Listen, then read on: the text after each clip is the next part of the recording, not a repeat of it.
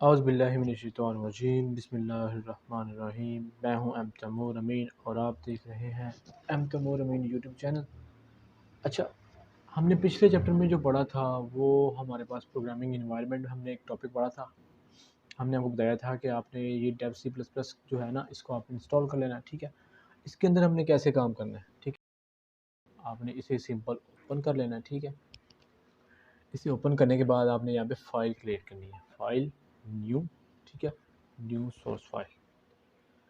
ये file create करने के बाद आपने इसका कोई नाम रखना है, ठीक है। फ़ाइल का नाम सेव एज़ हम यहाँ पे रखते हैं, ठीक है। अच्छा, जब यहाँ पे हमने नाम रखना है तो हम यहाँ पे रख रहे हैं hello world, hello world dot CPP। अच्छा, ये जो हमने CPP लिखा है ना, ये सी की लैंग्वेज की एक्सटेंशन होती है। जैसे नोटपैड की एक्सटेंशन होती है TXT, पाइथन की एक्सटेंशन होती है PHY और जावा की एक्सटेंशन होती है JAVA, ठीक है। इसी तरह सी प्रोग्रामिंग की जो एक्सटेंशन होती है वो CPP होती है, ठीक है। अब हम CPP के नाम से इसे सेव करेंगे, ठीक है। अच्छा, कुछ लोग कहते हैं कि और इसके अंदर हम जाके हम सिंपल अपना कोड लिखेंगे, ठीक है। और हम देखेंगे कि सी को लिखना कितना आसान है, और बिल्कुल जितना लोग कोड को मुश्किल बना लेते हैं ना कि प्रोग्रामिंग बड़ी टॉप चीज़ है, जो अभी तो हमें बिल्कुल भी समझ नहीं आएगी, लेकिन जब भी हम अपना चैप्टर 2 कंप्लीट करेंगे ना, हमें सारी चीज़ें समझ में आ जाएगी, ठीक है। तो ये जो हमने यहाँ पे कोड लिखना है, आप यहाँ पे लिख लेना है। ये जो हमने यहाँ पे कोड लिखा है ये सैम्पल कोड है। इसका क्या काम है? इसका काम है कि हेलो वर्ल्ड जो लिखा है ना, इसे स्क्रीन पर प्रिंट करवा दे, ठीक है। ये जो हेलो वर्ल्ड इसने लिखा है इसे स्क्रीन पर प्रिंट करवा दे। सबसे पहले इसे कंपाइल करेंगे, ठीक है। कंपाइलर क्या करता है? कंपाइल चेक करता है एरर कितने, एरर 0 है, ठीक है। क्लोज कर देंगे। फिर हम इसे रन करेंगे, रन यहाँ पे। तो ये देखिए इसने हेलो वर्ल्ड स्क्रीन पर प्रिंट करवा दिया, ठीक है। तो देखिए इतने छोटे से प्रोग्राम होते हैं, इतने छोटे से प्रोग्राम है, इससे बड़ी बड़ी चीज़ें कर सकते हैं। इस छोटे से प्रोग्राम ने इतनी बड़ी चीज़ कर दी है, ठीक है।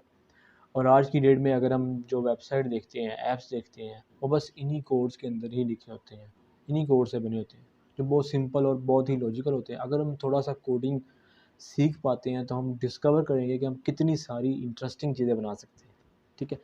तो ये लिख दिया हमने यहाँ पे hello world. Hello world program, इसके अंदर मेन क्या होता है, ठीक है। इसके अंदर ये इंक्लूड क्या है, ये हैश टैग क्यों लिखा हुआ है, इन सब का मतलब हमें आहिस्ता आहिस्ता समझ में आ चैप्टर जाएगा। 2 के अंदर जो चीज़ें पढ़ने वाले हैं वो ये चीज़ें हैं। इसमें हम सबसे पहले पढ़ेंगे वेरिएबल्स के बारे में, फिर हम डाटा टाइप्स पढ़ेंगे, फिर हम कॉन्स्टेंट्स पढ़ेंगे, ठीक है। और प्रोग्राम का जो हमने लिखा है ये वाला प्रोग्राम, इसका स्ट्रक्चर क्या होता है, ठीक है। कमेंट्स क्या होते हैं, आउटपुट्स क्या होते हैं। तो सबसे पहले हमारे पास टॉपिक है वेरिएबल्स का, ठीक है। अब वेरिएबल्स का क्या काम है? Variables is the name of a memory location which store some data. Variables memory location का नाम होता है, ठीक है। जब भी हमें कोई चीज़ स्टोर करनी पड़े तो इसके लिए हमें कोई ना कोई जगह चाहिए, ठीक है। जैसा कि यहाँ पे आप देखें, अगर हमने जूती रखनी है उसके लिए हमें डब्बा चाहिए, हील रखनी, ठीक है। अभी जिसके अंदर हमने हील रखी है, जिसके अंदर हमने ये चप्पल रखी है, वो हमारा डाटा है, ठीक है। और इस डब्बे को हम एक कंटेनर कह सकते हैं, ठीक है। और उस कंटेनर को जो हम नाम देंगे ना, वो होगा हमारा वेरिएबल। अब इसी तरीके से कंप्यूटर के अंदर कुछ डाटा स्टोर होता है। ये डाटा जहाँ जाकर स्टोर होता है, मान लीजिए कि हमारा जो कंप्यूटर के अंदर मेमोरी है, इसके अंदर खुद कुछ डब्बे बने हुए हैं, ठीक है। ये देखिए यहाँ दिखाता हूँ आपको, ये कंप्यूटर की कोई मेमोरी है, इसके अंदर कुछ डब्बे बने हुए हैं। तो एक नंबर हमने यहाँ पे 25 स्टोर किया हुआ है और दूसरा हमने 20 स्टोर किया हुआ है, ठीक है। और इस डब्बे के अंदर जो हमने स्टोर किया हुआ है ये हमारी मेमोरी है, और इसको हमने नाम दिया हुआ है एक्स, ये हमारा वेरिएबल है। इसके अंदर हमने 20 स्टोर किया हुआ है, इसको हमने नाम दिया हुआ है वाई, ये हमारा वेरिएबल है।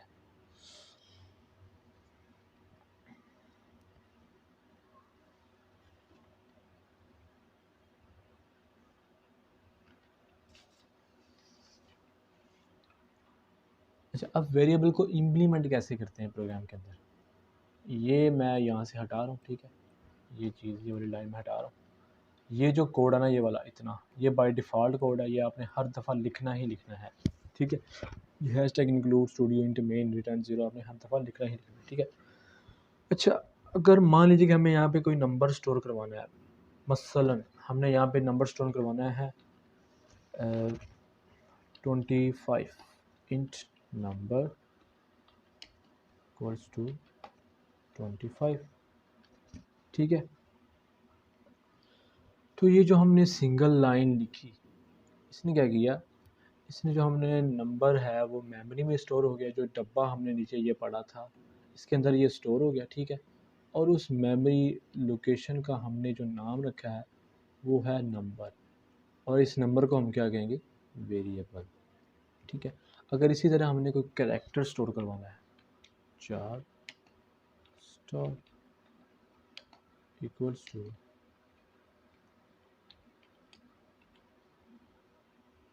तो ये हमने कीबोर्ड पे हमने यहाँ पे सॉरी जो हमने यहाँ पे कीबोर्ड पे पढ़ा है, हमारे कीबोर्ड पे लिखा हुआ है स्टार, तो हमने यहाँ पे उसे कैरेक्टर के अंदर स्टोर करवा दिया, हमारी मेमोरी के अंदर स्टार स्टोर हो गया, और हमारी मेमोरी का क्या नाम है, स्टार, और इस ये जो स्टार है ये हमारा वेरिएबल है। ठीक है,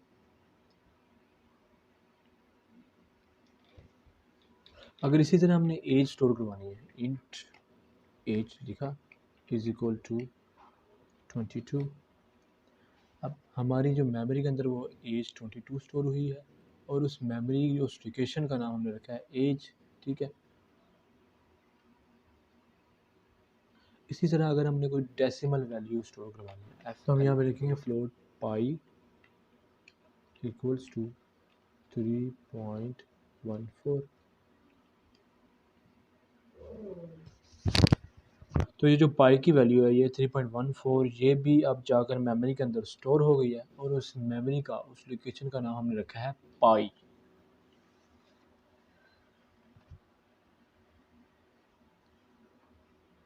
तो कुछ इसी तरीके से हम कोई भी नंबर, कोई भी वैल्यू अपनी मेमोरी लोकेशन के अंदर स्टोर करवा सकते हैं, और वो जहाँ भी स्टोर होनी है उस कंटेनर का हमने नाम याद रखना है, उसके अंदर हमने वेरिएबल रखते हैं। ठीक है, तो ये जो सारी चीज़ें इनको हम कहते हैं वेरिएबल। ठीक है, अब इन वेरिएबल्स के कुछ रूल्स होते हैं। रूल्स क्या होते हैं, लिखा हुआ यहाँ पे rules, variables are case sensitive. Case sensitive का क्या मतलब है कि छोटा और बड़ा अलग अलग, यानी कि यहाँ पे आप देखें,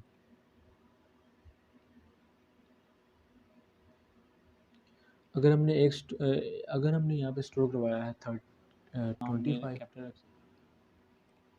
ठीक है, अगर हमने यहाँ पे स्टोर करवाया है 25,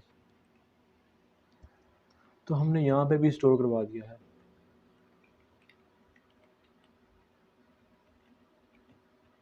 25। तो इसमें और इसमें बहुत फ़र्क है। तो ये स्मॉल और ये कैपिटल्स दोनों अलग अलग वेरिएबल, ये सेम नहीं है, लेकिन इनकी वैल्यू सेम है, लेकिन इनके नाम जो है ये स्मॉल है और ये कैपिटल है। ठीक है, उससे अगला रूल हमारे पास क्या है, फर्स्ट करेक्टर इज़ अल्फ़ाबेट और अंडरस्कोर। मतलब हमने जो वेरिएबल का नाम रखा है उसका पहला करेक्टर हमेशा अल्फ़ाबेट होना चाहिए, या तो वो अंडरस्कोर से स्टार्ट हो। ठीक है, फर्स्ट करेक्टर अल्फ़ाबेट होना चाहिए या फिर अंडरस्कोर होना चाहिए। हम उसको फर्स्ट करेक्टर को हम यहाँ पे 1 नहीं लिख सकते, 2 नहीं लिख सकते, 3 नहीं लिख सकते, 4 नहीं लिख सकते। ठीक है, अगर हम इसको यहाँ पे 1 लिख दें तो ये हमें एरर दे देगा, देखो एरर दे दिया। ठीक है, अगर हम यहाँ पे सिंपल ऐसे लिखें, इसको रन करें तो चल जाएगा। ठीक है, कहने का मतलब ये है कि भाई हम यहाँ पे शुरू में कोई वेरिएबल के नाम के शुरू में सिर्फ अल्फ़ाबेट ही आएगा, ABC जो भी है, या फिर अंडरस्कोर आएगा तो वो ये काम कर जाएगा। अदरवाइज़ अगर अंडरस्कोर के अलावा हम कोई चीज़ लिखते हैं 1 2 3 कोई भी वेरिएबल के साथ लिखते हैं तो ये एरर दे सकता है। ठीक है, तो हमारा सेकंड रूल भी कंप्लीट। जो थर्ड हमारे पास है वो कहता है नो कॉमा ब्लैंक स्पेस। ठीक है, वेरिएबल के नाम के दरमियान यहाँ पे हम एक वेरिएबल बनाते हैं int fixed price equals to 100। अच्छा, ये जो वेरिएबल लिखा है हम यहाँ पे स्पेस नहीं डाल सकते, अगर हम स्पेस डालते हैं ना तो यहाँ पे एरर दे देगा। वेरिएबल का नाम जब भी आएगा एक ही लाइन में आएगा। ठीक है, और यहाँ पे हम कोमा भी नहीं, यहाँ पे स्पेस नहीं डाल सकते, हम यहाँ पे कोमा नहीं डाल सकते। ठीक है, हमने जो थर्ड प्रॉपर्टी क्या पढ़ी है, कहता है नो कोमा ब्लैंक स्पेस, ठीक है, ना खाली स्पेस इसमें आएगी, ना कोमा आएगा इस दरमियान, ठीक है, ना डॉट, ना कोई स्पेशल कैरेक्टर। जब अच्छा, इसके दरमियान में एक स्पेशल कैरेक्टर लिख सकते हैं, वो क्या है, अंडरस्कोर। चौथी प्रॉपर्टी क्या कहती है, other no other symbol than underscore, ठीक है, तो हम यहाँ पे सिर्फ अंडरस्कोर ही लिख सकते हैं, उसके अलावा कुछ नहीं लिख सकते। तो हमारा चौथा रूल भी कंप्लीट हो गया। वेरिएबल के बारे में एक स्पेशल चीज़ है। अच्छा, वेरिएबल की जो वैल्यू है ना, वो फिक्स नहीं होती, वो चेंज हो सकती है। अच्छा, यहाँ पे देखें, हम यहाँ पे एज रखी है 22, तो आज की ये डेट में हमारे पास एज 22 है, तो 2 साल बाद एज तो चेंज होगी ना, तो हम इसको इंट एज 24 लिख सकते हैं, ठीक है। 2 साल बाद हमारी एज तो चेंज हो जाएगी ना, इसलिए फिक्स जो है ना, इनकी वैल्यू जो है फिक्स नहीं होती, कभी भी चेंज हो सकती है। अच्छा, वेरिएबल को जब भी हम लिखते हैं तो एक स्पेशल टिप है जो एक प्रोग्रामिंग को दी जाती है, वेरिएबल्स के नाम जो है ना वो मीनिंगफुल होना चाहिए। मीनिंगफुल से क्या मुराद है, हमने यहाँ पे लिखा है फिक्स्ड प्राइस, तो हमें पता लगेगा किसी चीज़ की जो प्राइस है ना वो फिक्स है। हमने यहाँ पे लिखा है एज है, तो हमें पता लगेगा हमारी जो एज है वो 22 है।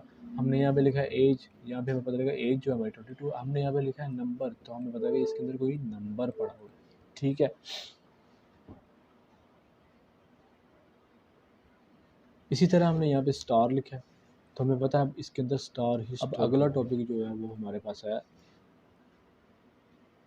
डाटा टाइप्स का।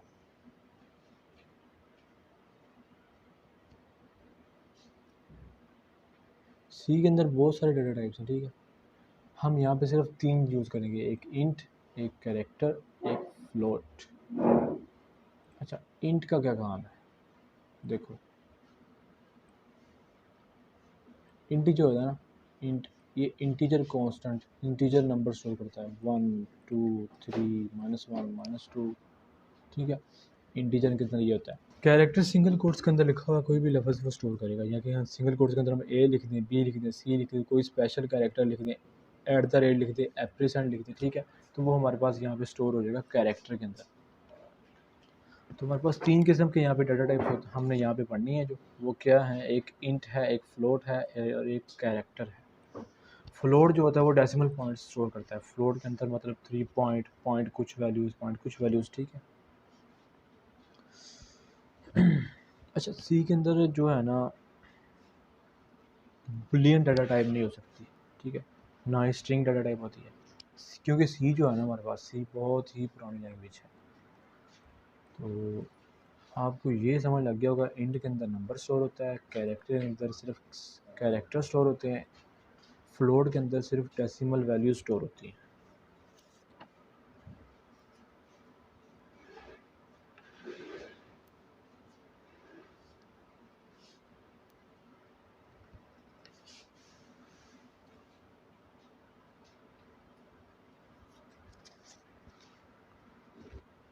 अच्छा, ये चीज़ें पढ़ ली हमने, तो एंड पे हमने क्या पढ़ना था,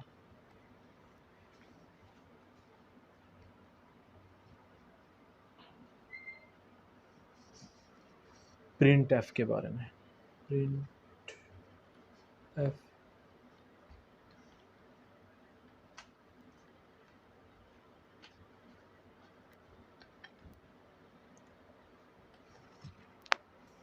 इस प्रिंट एफ का क्या काम है, ये जो अंदर सिंगल डबल इन्वर्टेड कोमास के अंदर लिखा हुआ है, इसको स्क्रीन पर शो करवाना।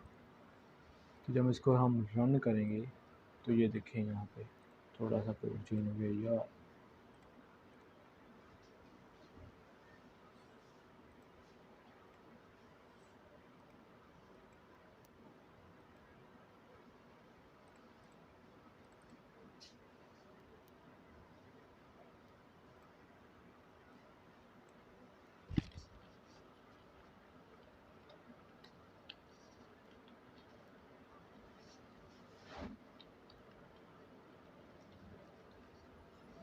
अच्छा, लास्ट पे जो टॉपिक है हमारा वो है हमारा आउटपुट का।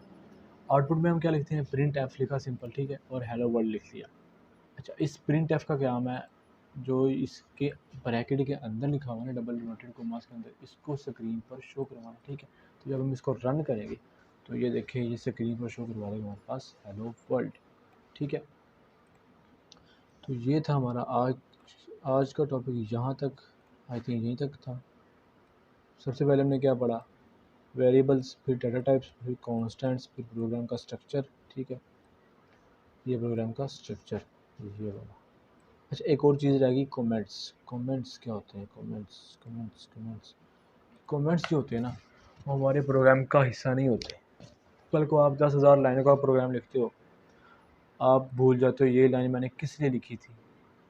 तो आप अगर यहाँ पे दो टाइप के कमेंट्स होते हैं, एक होता है सिंगल लाइन कमेंट्स और एक होता है multiple line comments. Single line comments का क्या काम है, एक ही लाइन लिखना। ठीक है, अब हम देखें कि हमने ये जो लाइन लिखी है इसका मकसद क्या है। ठीक है, देखिए हम यहाँ पे लिखेंगे हमने आउटपुट के लिए ये लाइन लिखी हुई है। ठीक है, अगर हम इसको हटा के लिखें तो ये ब्लैक हो जाएगा और हमारा कंपाइलर हमें एरर देगा।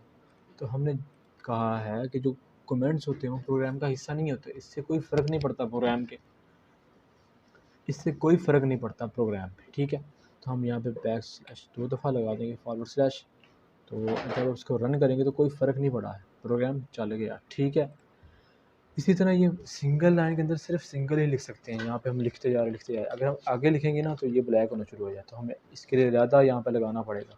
तो बजाय इसके हम इतना अलग अलग लगाएं, तो हम उसको मल्टीपल लाइन कमेंट्स में ही लिख लेते हैं यहाँ पे।